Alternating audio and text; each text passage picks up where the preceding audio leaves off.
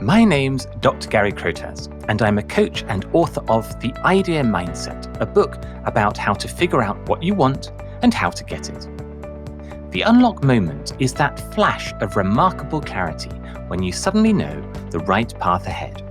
When I'm in conversation with my coaching clients, these are the breakthroughs that are so profound that they remember vividly where they were, who they were with, what they were thinking when their unlock moment happened. In this podcast, I'll be meeting and learning about people who have accomplished great things or brought about significant change in their life, and you'll be meeting them with me. We'll be finding out what inspired them, how they got through the hard times, and what they learned along the way that they can share with you. Thank you for joining me on this podcast to hear all about another unlock moment. Hello, everyone, and welcome to another episode of the Unlock Moment podcast. Today, I'm delighted to have my very good friends Nazar Batih and Mariko Cantley on the show. Nazar is from Ukraine, and I just want to say before we start that our thoughts are with Nazar, his family and friends, and all those impacted by the terrible atrocities that are happening in Ukraine as we're recording this podcast. Nazar and Mariko are champion professional ballroom dancers based in Boston, Massachusetts.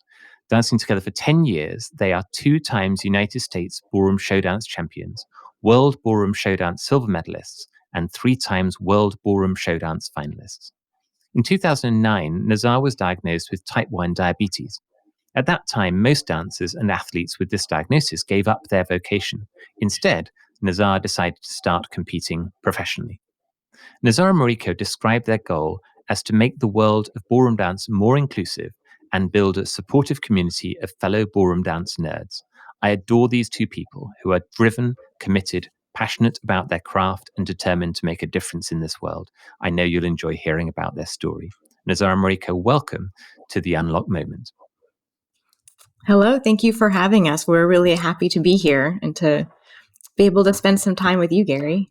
Hi, thank you for having us again. Yeah, and to spend time with you, and thank you for mentioning again Ukraine with a tough time right now. Yeah, thank you. So let's start out. Tell us a little bit about your background. Maybe Mariko, start with, where did you start dancing, and what was your journey to become the professional dancer that you are today? I started dancing at the age of 5, just as many 5-year-olds do. Just dance seems awesome. And over the years, I grew to love it more and more. My family is very academic. Every person in my immediate family has a Harvard degree. So that wasn't like a conventional path in the environment where I grew up. And so I did end up going to college. I got my Harvard degree.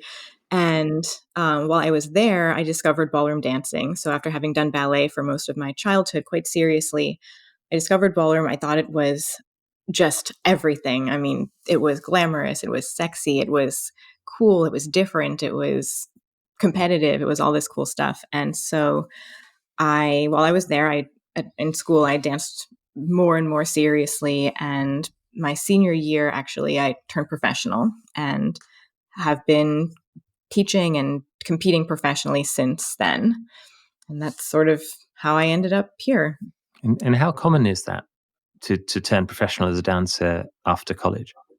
Not super common, but not, completely unheard of. And I think increasingly there are people like me who came out of university dance teams who decided to go into that as their profession. So it's getting more common. And at that time, what was it that made you think this is my career ahead of me? Well, it was a combination of the fact that that was my childhood dream. Like, as a 12-year-old, I wanted to be a professional ballerina and I wanted to dance professionally. And my role models were largely dancers and dance teachers. And when I got to university, even going to a place with as many kind of incredible opportunities and things to see and learn about as Harvard, there was frankly nothing there that I found more interesting to do than that. And that was kind of like what sort of set my resolve. Like, well, if there's nothing here that's as attractive to me as dance, then I should probably try being a professional dancer. And it was a side hustle alongside a day job, or your full-time thing when you graduated? It was, for maybe about a year, I had 2 day jobs. I worked for the ballet company that I trained with growing up, doing kind of like fundraising stuff for them. And I worked for an architect doing basically model building and stuff. They were just kind of like normal office jobs. But within a year, I basically switched over to teaching full time and just being a professional dancer. And it's all grown from there. Yep. So Nazar, tell us about your upbringing and how you came to dance. As you have said before, I was born and raised, as you mentioned before, in Ukraine, city called Lviv. It's western part of Ukraine. There was a little studio around the corner near the house, and my mom decided that maybe he should start dancing, versus my dad wanted me to be a soccer player. But they brought me in when I was 5 into the studio, and I loved it, and it took over I would say my entire life, right?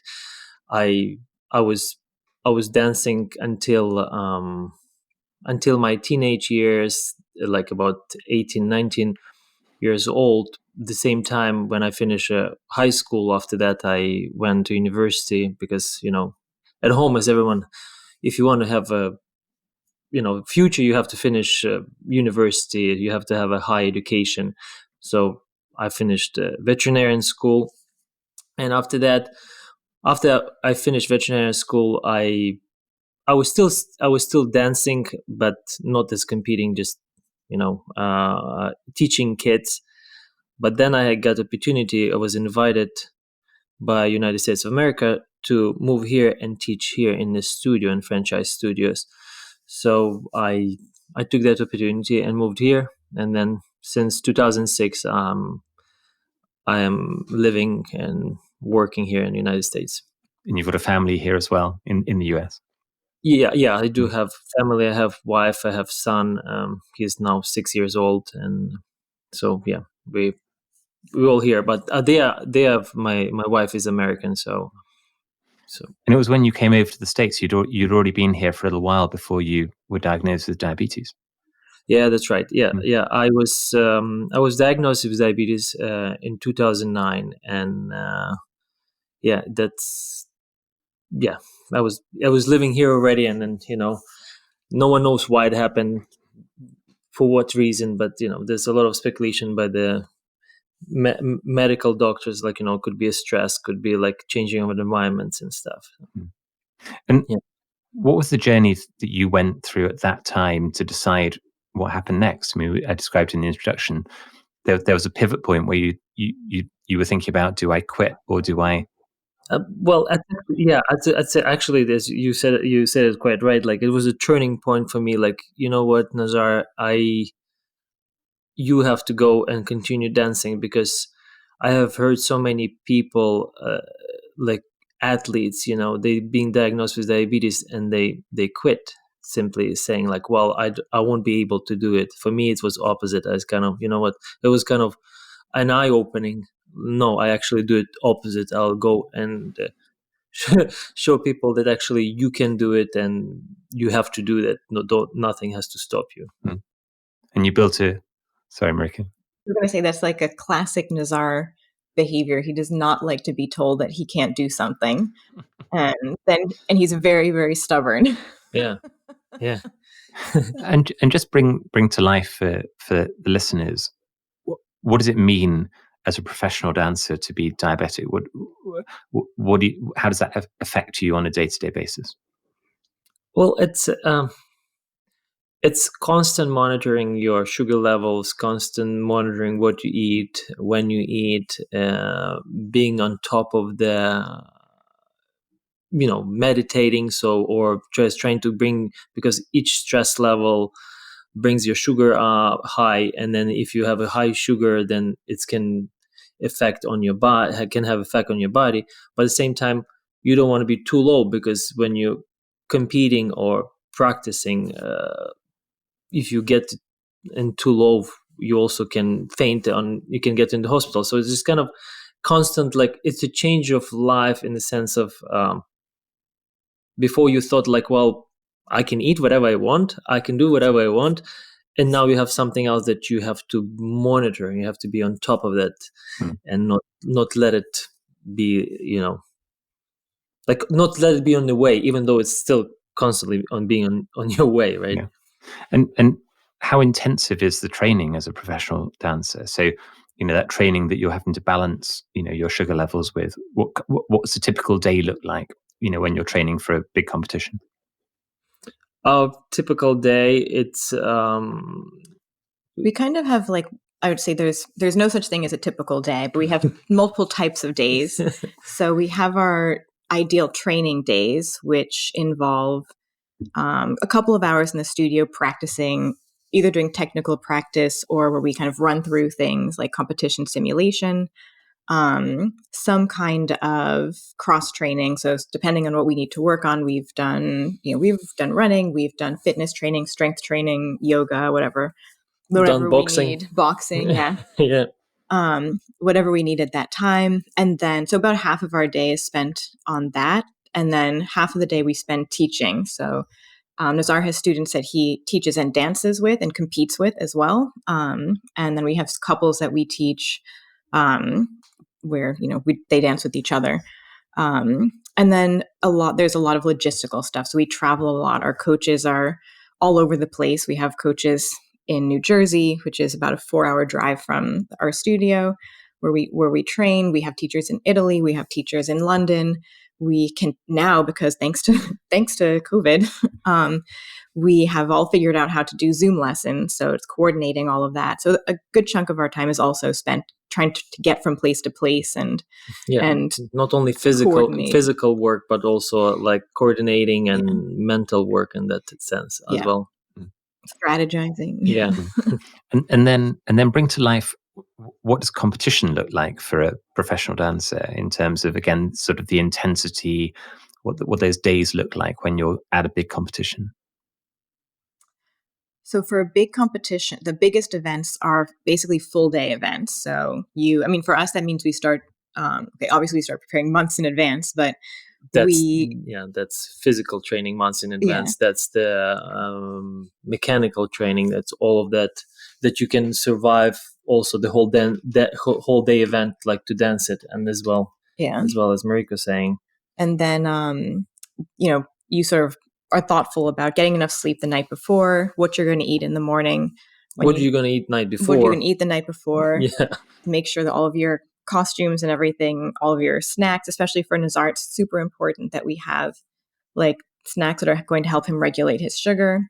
One big shift for us was finding an electrolyte product that didn't have any kind of sweetener or sugar in it, so that he can hydrate but not have it influence his blood sugar levels. Mm-hmm. And then you're doing rounds over the course of the day. So you warm up and then you dance your first round of 5 dances. And then oftentimes with a break between each dance, then maybe an hour later, you do the second round after you get recalled, and then you repeat. And then hopefully you do that for, a total of maybe 6 or 7 hours to make it all the way into the finals. And then you go home, have a glass of champagne, and pass out. And I understand this because, as people know that, I was also a professional dancer, but for listeners that don't really understand the dance world, I think it's helpful to bring that to life a bit because, if you think about things like, I don't know, Olympic athletics or something, where people run 100 meters in 9.9 seconds and then come back the next day and do it again. In the dance world, your first round might be at 9 o'clock in the morning, and then you might do, 7 rounds through the course of the day and do your final at 10 p.m. at night. Right, Gary. We can start at 10 o'clock, 9 o'clock in the morning, the first round, and the second round could be at 12 midday, but the last round of the same day event is happening, as you said, 10 p.m. or 11. We dance at 1 in the morning. Yeah, we dance in 1 o'clock in the morning by starting also at 12 in the afternoon. So it's the whole day, and you think it's not like, it's also tough to be an Olympic athlete who's a runner. You run 9 seconds and you have rest till next day. But at the same time, we have the same 9 seconds running through from 9 o'clock in the morning to to midnight sometimes, right? Yeah. And you said that you trained, in the US, in the UK, and in Italy. So you're doing a lot of traveling around and planning to do that. And I think that brings us into the beginnings of what you're describing here as your unlock moment. So bring us into this particular moment that you want to talk about, this moment of clarity that you found at a certain point in your dance career together. So for a little kind of lead into we started dancing together in 2012, and one of the things that definitely brought us together was that we shared an idea of like what we wanted our dancing to be individually, and we shared we had the same sort of model couple that we had looked up to and admired as dancers and competitors, and their names are William Pino and Alessandro Bucciarelli, and they are based in Italy.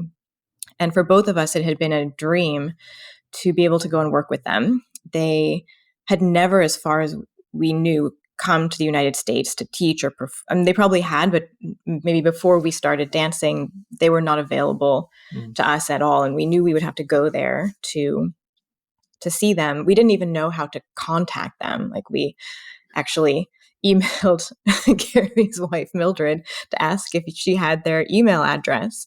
And it took a long time just to contact them and then to schedule something and find a date to go. But it was just and it was kind of just like, well, that's just a moonshot. Like, it's just a dream that we've had, and let's just do it, because what the heck? And so we organized this trip. We were flying from Nationals. That year there was nationals. We're flying, and we literally, as Mariko was saying, it took us like half a year to organize a trip to go and to have 3 lessons with the people that we never met. Like, you fly 10 hours to little town Aprilia, Italy, right near Rome, and then and just to have 3 lessons. And then I think, as Mariko didn't say, like, after we took, when you get the first lesson, when you got there, it's excitement. When you get the first lesson, you just like, oh, that's how it feels like it, that's how it's supposed to be. That's what kind of information you should get. That's that, I think, from both of us was kind of like, oh shoot, that's probably unlock moment, as what we're talking right now about it. Just like realization, what can be and what can happen, and why it's like this, right? Yeah. So you've flown to Italy, you're in that first lesson with them, and they were saying something to you that changed your whole thinking about dance. It's in the lesson you're in shock, right? you by that time I was dancing for quite a long time. We had been professionals, both of us, for 6 years by then. That's probably more. About 6-7 years professionals. Yeah, but then before that, I'm dancing already for another 15 years probably. And then, like, when someone tells you something and you're like, well, I should have heard that before, like 15-20 years ago. And you're like, what have I been doing? Yeah. I thought I was doing ballroom dancing, but what have I been doing this whole time? Yeah. So I totally agree with Nazar. During the lesson, you're kind of, it is sort of this shock. Like, you're so excited to be in the flesh, like in the presence, working with these people you've been dreaming of working with and watching on video. And the shock of the environment of the studio, just the whole energy of the space, but also what was going on around us, the other couples, what the atmosphere was like, was completely different. And then the information itself, like, you're absorbing all of this stuff that's very new, and you kind of can't assess what it is that's happening. But then afterwards, we took the train back to Rome, which was where we were staying. Mm-hmm. And I vividly remember sitting on this like Italian commuter train, which is really nice. Don't sound it like it's like Italian commuter train. It's like this like really kind of like mundane, like everyday environment, Yeah. And being so angry, I just was like overwhelmed with anger. and kind of thinking like, well, that's not how I expected to feel after this. I didn't expect to have this incredible experience that we'd planned and dreamed about, and then feel really angry afterwards. And what was the anger? And the anger is when we spent that 45-minute trip sort of talking about it, because I was like, why am I so angry? And it was this sense of like, I think a lot of people have experienced this, where the thing you wanted happens and you're just like, why didn't this happen before? Or why didn't I do this before? Or how have I been wasting my time? Or why didn't someone tell me about this? All of those things where you feel kind of like the loss of what you could have had if you just had that experience earlier. Yeah, I don't know. I mean, it's like it might, maybe it's not like why no one tell us this way. Maybe they were telling us, but we couldn't hear it. Or either we couldn't hear it, or it was told the way that, not being understandable. Mm-hmm. And it just like becomes like a little bit, well, it's much more simpler than some other people were telling us, right? Mm-hmm. So that's interesting. So you had a moment of clarity, and it felt simple, and because you got it, you understood the essence of it very quickly. Yeah. But you were angry in some way because it felt so simple. Mm-hmm. Yeah. We actually were just talking to one of our students about this recently, which was that, and as we talk about the unlock moment, sort of, I'm thinking maybe this is part of it, that when you get to a certain point of, say, professionalism or experience, to realize that there's like a whole other thing that you could be doing is a little bit, it implies that like you haven't been doing it right. So it sort of makes you feel like, oh, I've been quote unquote failing, or there's something wrong with me that I haven't done it. And that's very disturbing and very destabilizing. And I think, it's a lot of people might, depending on the circumstances, then resist that, right? You don't really want to realizing that there's something else means that realizing that what you've been doing isn't quite it.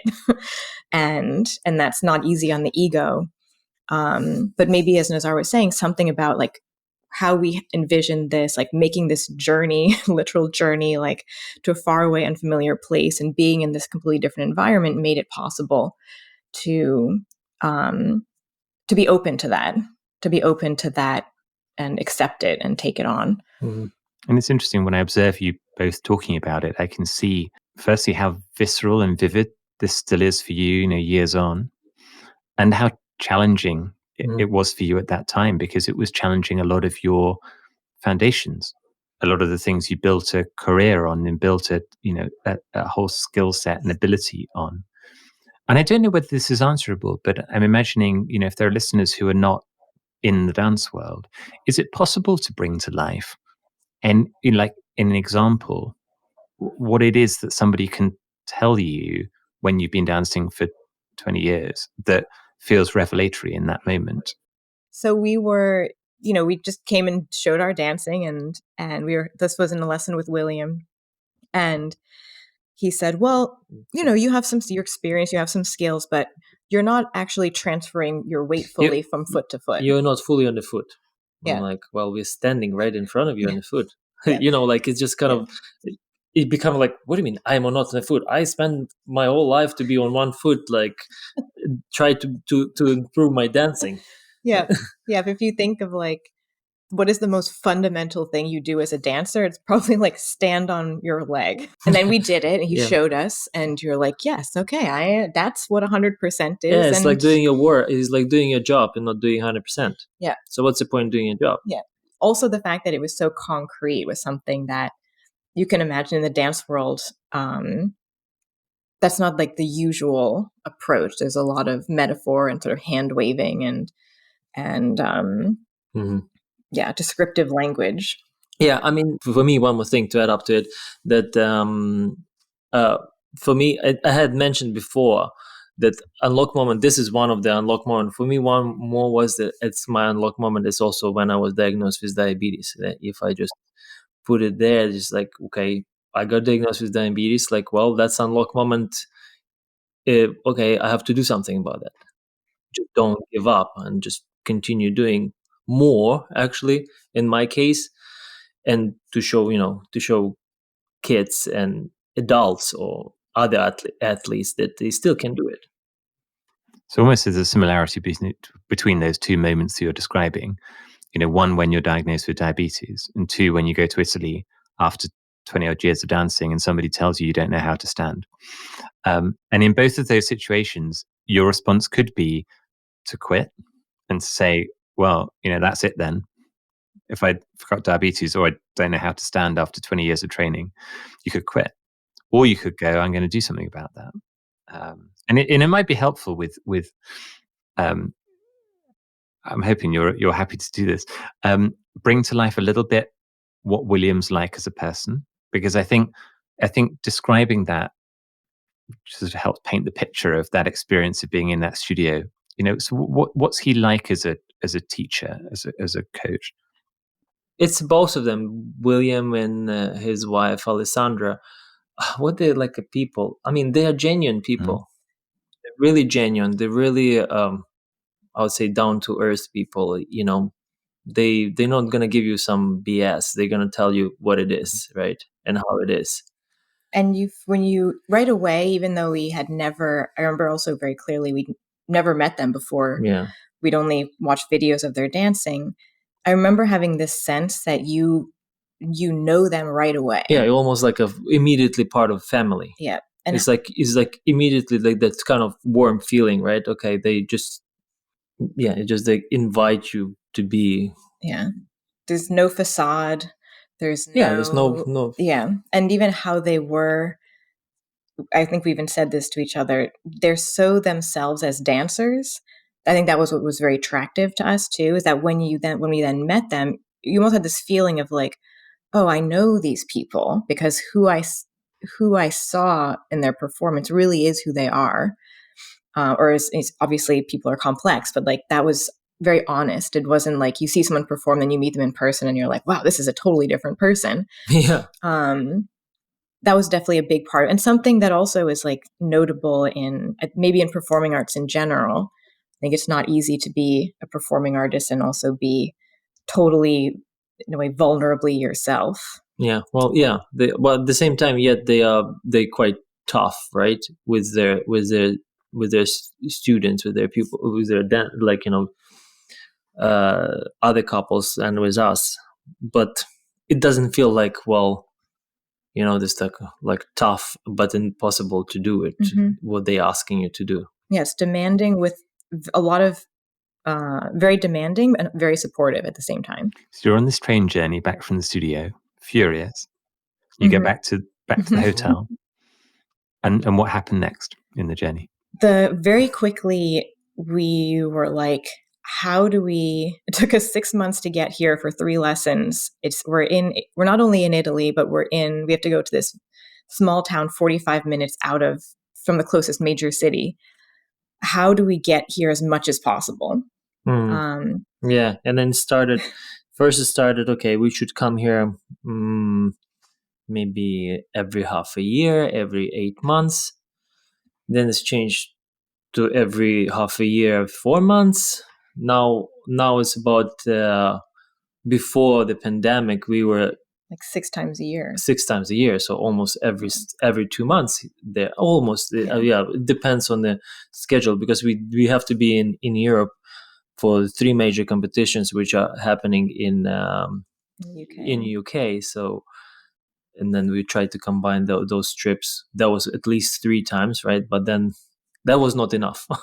Yeah. Then actually during the pandemic, we were like, at some point we were like, oh wow, we can just have lessons every week now. Yeah, because of the Zoom. On Zoom. Yeah. Because over Zoom.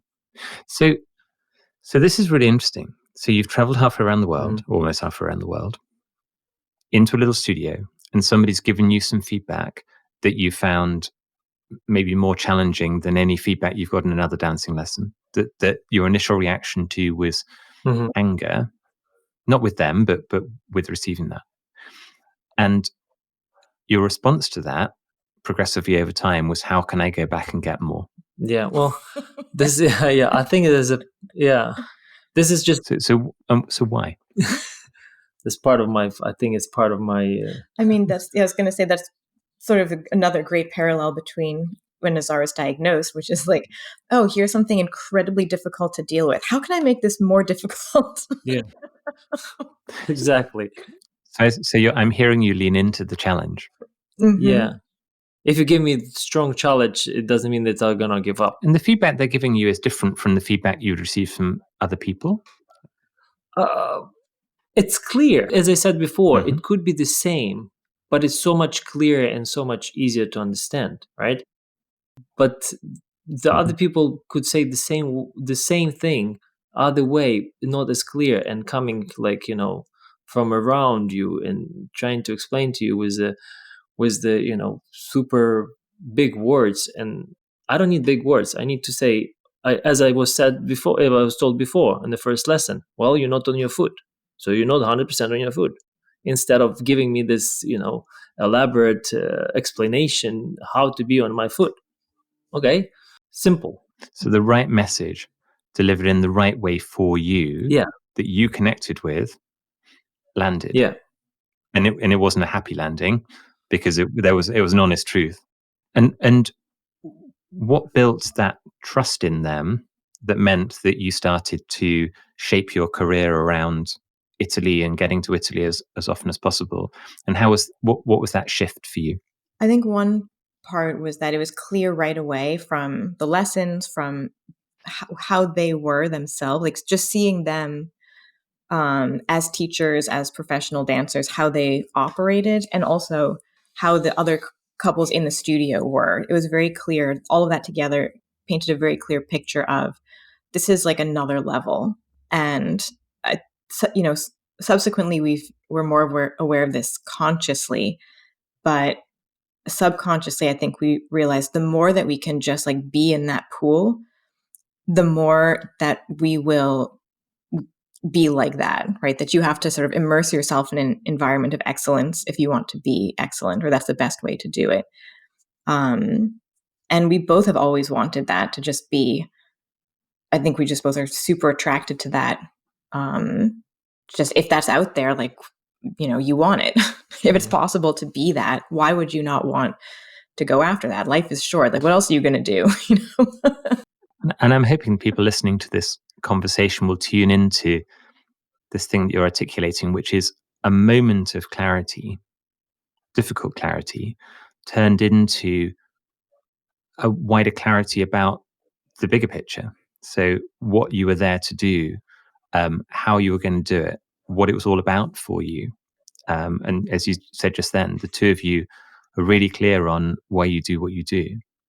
And that sort of sense of emerging clarity coming out of that relationship as well. Yeah, I think the clarity was this sense of, stories are neat in retrospect, but obviously we saw the product of their dancing, of William and Alessandra's dancing, and both were like, wow, that's cool. We want to do that. Just like kids see their heroes and are like, wow, I want to be like Michael Jordan or whatever. Mm-hmm. But then to go there and be in their environment and be around them and see, okay, this is what made that kind of clarity of, you can see the end product, but then you can see what went into that, or what's behind that, and what in reality, not from what stories people are telling or hearsay, just actually to physically experience it with all of your senses, and say, okay, this is what we wanted, that we were drawn to that kind of dancing, and this is the situation and the people that created that kind of dancing, and that's now vivid. It's just a reality. Now it's reality, right? Mm-hmm. So it's easy. Yeah. Mm-hmm. So something, like some kids could, as Mariko said, some kids could dream about some superheroes, and and you're going to be dreaming, and never have a chance to have the dream to come true, right? And at the same time, when you're dreaming about something, and that dream to become true, then you're like, oh, then you're like in it, and it takes time to realize it. Oh, that's actually happened. And talk to me about impact. So you've gone through this experience. You've reshaped your training model to be able to get out to Italy frequently, to train with these coaches and to train with this group. what happened over the subsequent years in terms of your dancing and your competition results, and how did that change? Yeah, it's well, it changed quite, as you had mentioned before. Well, we became 2 times national champions, right? We were silver, bronze world medalist, 3 times world finalist in the show dance. Uh, changed. People see how much we improved, how much we changed through those years, and people constantly telling us like, "Well, you improve even more, you improve even more," because sometimes you can see couples, they stop improving. So that with us, I believe, and what we hear from other people, they see that we constantly improving, right? Constantly, our like bar is going higher and higher and higher. So, And ballroom dancing is both a sport and an art, really, isn't it? And so, you're measuring your sporting performance by competition results. Do you think you've progressed as artists as well? oh yeah, a big time. Yeah, just I mean, it's sort of difficult to even like articulate. It's almost like we're just different people. So if anything, one of the outcomes was that we also then ended up making different decisions about, even choosing to enter into the show dance category, and then choosing later what other teachers to work with besides William and Alessandra, and being more both, with them. One of the things that they do and explicitly said to us is that as teachers, they guide their students in everything. So it's very holistic. So, that influenced who else we wanted to work with, but then how do we work with those people? How do we approach our training? How do we think about, we changed how we thought about how we spend our practice time. We changed how we think about our physical training. We changed how we think about which competitions to do and how to spend our time and how to spend our time off and how to, like, literally every single aspect of what we do. As you said, also like we have a team of teachers in England that we can now actually also understand, and they can see how those, I would say, understand what the teachers tell you. But again, that's a team which kind of how to say it, organizes, integrates together with them. Yeah, I think that's super important, that there's, in any world, in the world, in the dancing world, there's sort of infinite information. So if you don't have like a way to navigate that, then it doesn't help you that all of that information is out there. You have to apply it and organize it, and that also is a big impact of working with them and having them be kind of central to our team. And how's it changed your identity as dancers, do you think? I think in a very simple way, it's nice to have just like a role model, where you can, to start out with, to sort of be like, okay, how does this person who has been in this longer and achieved things at a higher level, just how do they operate? How do they make decisions? How are they as a person? So it's nice to have, it's always, I think, valuable to have that model. But the other thing that I think attracted us to going there in the first place was that they even, in their dancing, but also as people and how they did their career, are people who kind of go against the grain. Like, the importance of doing what they did in the way that aligned with their values and what they wanted to create was always very clearly important to them. For us, I mean, I think since we started dancing together, we were like, is like a black sheep. It's called like totally different. Try to be different, and it's actually our, I would say, motto, right? Whatever it's what it is for. That's like kind of, we try to be different, right? And then I think they help us to actually to bring that even higher from us, like bring in more out of us, like, because I want to be different. I don't want to be as particularly with ballroom dancing, you don't want to be the same. You don't want to be paste and copy of someone else. You want to be yourself. You want to be, I mean, in my opinion, you want to be different. You don't want to comply with the form, I would say.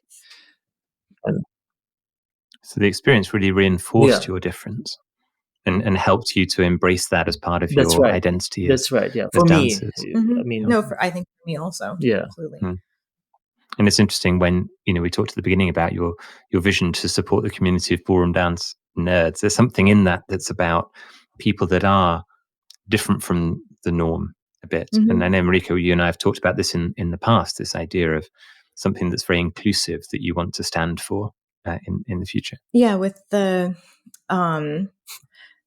most of us, I think, yes, we both have aspects of our lives or selves that makes us not easily fit into the model of or the stereotype of what it is to be a ballroom dancer, and that's challenging. Yeah, it's challenging to experience, and so of course you know when you work through something that's not easy, at least I think it's natural to then want to make the path easier for people who come after you.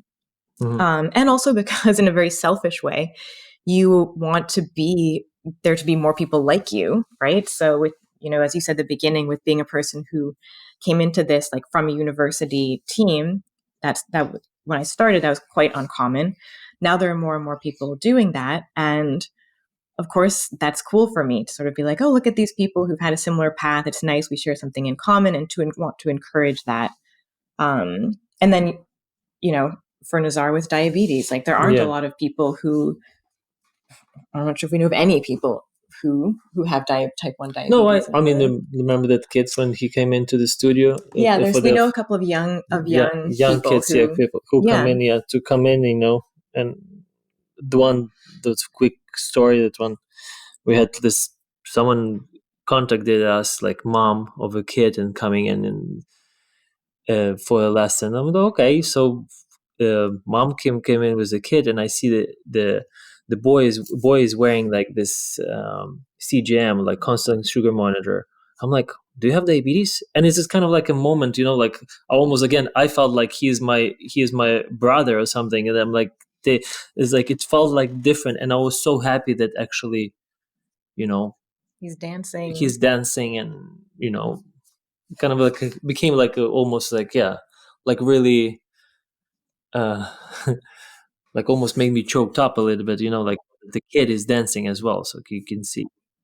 Yeah, it's a real moment, isn't it, when you realize that maybe you're inspiring somebody to go do something or to keep going. As you say, that it's too easy to stop. It's too easy to stop. And you do see, not so much in dancing, but there are sports people, in different environments. Steve Redgrave, the rower, Olympic gold medal winning rower who was diabetic, and there's a famous 100-meter sprinter who had a kidney transplant and then went and competed in the Olympics again. So you do see it, but it's unusual. And for young people, same as representation. You want young people to see people ahead of them that look like them. So it's important. It's important. So you had this experience coming through your career where something was in front of you that was almost impossible. On the other side of the world, there's a couple who can help us, but to go from where we are with our sort of comfortable lives on the East Coast of the States to, frequently traveling and covering, finding the money to pay for all of that, to advance our dance careers for our passion. What advice would you give to people who are looking at something and thinking it just feels too hard? I would say my two kind of like mottos for myself are, one is, if you have an idea of doing something, just do it. Like, just decide you're going to do it. Even if you decide you're going to do it, there's still a chance that, life happens and you can't. So like, just decide you're going to do it and go for it. Why not? Just always, when you find yourself in that place where you're like, should I do it or should I not do it? Just the answer is always do it. Yeah.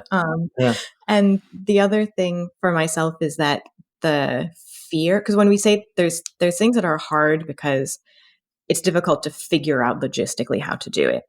But I think oftentimes the bigger fear or the bigger challenge is actually fear, that the worry about, well, is it going to work out or not? And the physiological fear that often stops you from working out the logistics. And that is, to see that as actually a good sign, that to relate to that sensation as actually something positive, not something negative.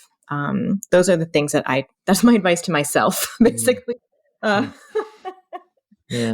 with this kind of thing. Yeah, for me,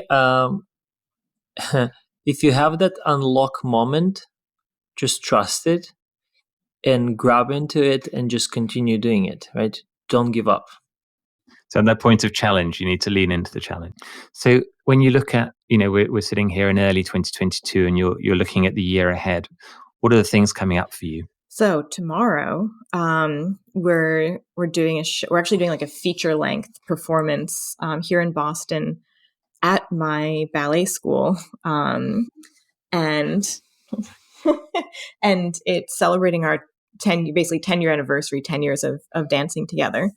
So that's the first thing that's coming up. We're preparing for the Blackpool Dance Festival, which was probably the most prestigious international ballroom competition in the world, and that's going to be in May. So we're ramping up our training for that, and then we're preparing for the next World Show Dance Championships, yeah. which is still has to be determined when it's going to happen and where. I mean, hopefully, everything's going to be okay in the world and we can do everything what we can do. But yeah, those are the kind of major things what's happening right now. We have this collection of bronze and silver medals and a fourth place, and we need to complete the collection. Yeah. Yeah. That's not... You're going for the gold medal. Yeah, you gotta collect all the colors. I think that would look beautiful on the wall. Yeah, it would be perfect. Yeah. Yeah. Fantastic. Yeah. And for people that want to follow your journey, how can they do that? The easiest way is on Instagram. So our Instagram is Nazar and Mariko, and we post photos there and just like updates about what we're up to. And then if you kind of want the more impersonal, in-depth experience, or if you want to support us, we also have a Patreon, which is also Nazar and Mariko. And that's where we put kind of the content that we don't necessarily share with the public, like the more heartfelt stories and the rehearsal videos and some kind of content before we put it out, before it's available sort of generally on the internet to the public. So those are the two best places, Instagram and Patreon. And in both cases, you can find us under Nazar and Mariko, NazarAndMariko. That's amazing. And I encourage people listening in to support Nazar and Mariko on Patreon, because it's an expensive business traveling the world as ballroom dancers, and the prize money is very, very small. People are always amazed when I talk about what the prize money is in ballroom dancing is tiny numbers. And they're traveling the world and doing these amazing things to inspire young people. The unlock moment is that flash of remarkable clarity when you suddenly know the right path ahead. Nazar and Mariko have chosen to follow their passion for dance in a journey that has taken them around the world. Navigating the significant challenges in their way, they've shown commitment and drive to remain true to their vision, to achieve extraordinary goals and inspire others in the process. In doing so, they've demonstrated the extraordinary power of partnership over the course of a decade. Nazar and Mariko, thank you so much for sharing your story on the Unlock Moment. And I know you're such an inspiration to young people who are pursuing their dreams. Thank you for being here today. Thank you. Thank you for having us. This has been The Unlock Moment, a podcast with me, Dr. Gary Crotaz. Thank you for listening in. You can find out more about how to figure out what you want and how to get it in my book, The Idea Mindset, available in physical book, ebook, and audiobook formats. Follow me on Instagram and subscribe to this podcast to get notified about future episodes. Join me again soon.